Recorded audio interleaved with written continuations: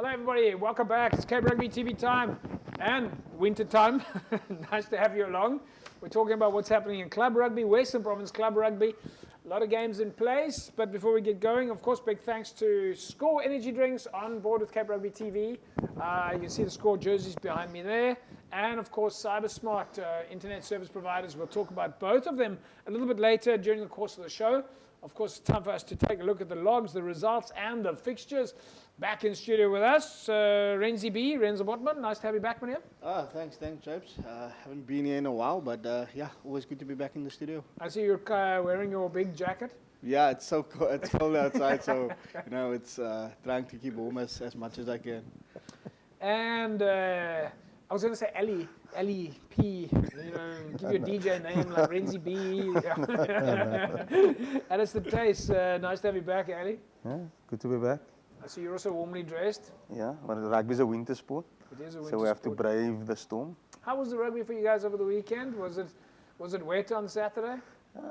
No, actually it wasn't on Saturday. I went to watch a club game, a local derby. It was quite nice, quite a good game to watch. Are you going to let us in on which? I went to watch Primrose versus Amadeus. Primrose Amadeus, that must have been the biggest derby of the weekend. I think we called it, Renz. I know you weren't here, but I think I said last week that has to be the call. Yeah, look, they're not far apart from each other, so I definitely think, you know, Primrose, Amadeus, that's any week it's going to be the biggest derby of the day. So, and both of those teams, Alistair, have been performing really well in the last few years, really getting stronger and stronger. Yeah, both teams have performed well.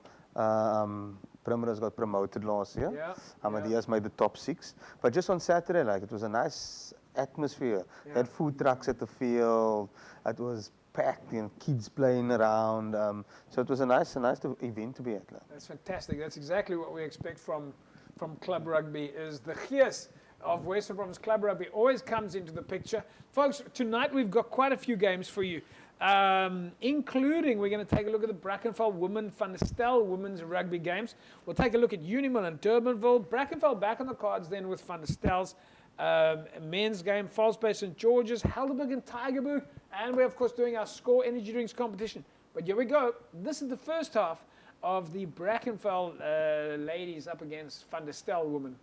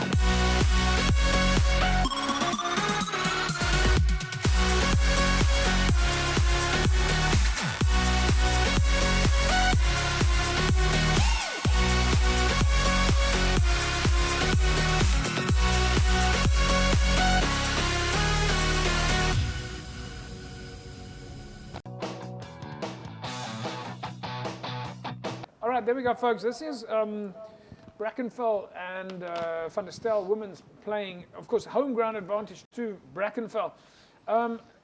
We don't have a halftime score for you, folks, but it does look to me, Renzel, that Van der Stel's women's side is dominating here a little bit. Yeah, just looking at the squad itself, there's quite a few players that I know that that I used to see at the Western Province women's team. So yeah, for them having all those players, it gives for them a big morale booster going into a game like this. Alistair, your thoughts? I was just impressed on the skill level of both teams in Yeah. that game. You know, yeah, sound skill, you know, ability to pass the ball while running at speed. You know, so that impressed me. in that And we clip. have an interesting makeup here because Brackenfell has been a dominant women's side for a while now, and Van der Stel has got some star players there.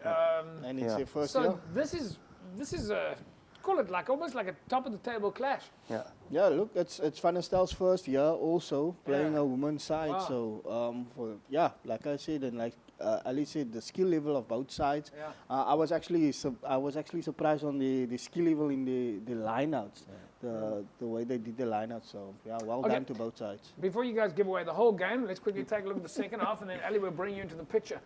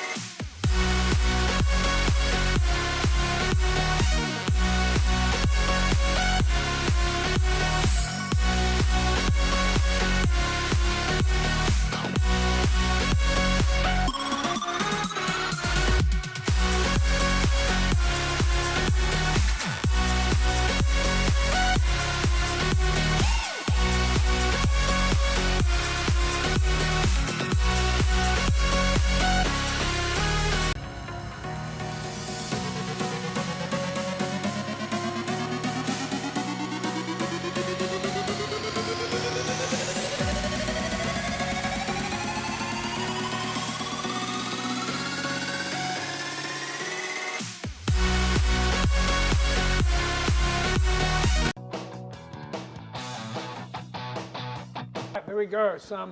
Alistair, let's just go straight to it. Alistair, you just sound super impressed.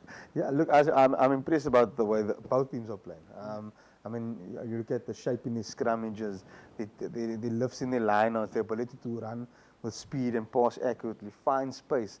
That wing, we just scored the try for DDE, Yeah. must have been a track and field athlete with that speed, you know.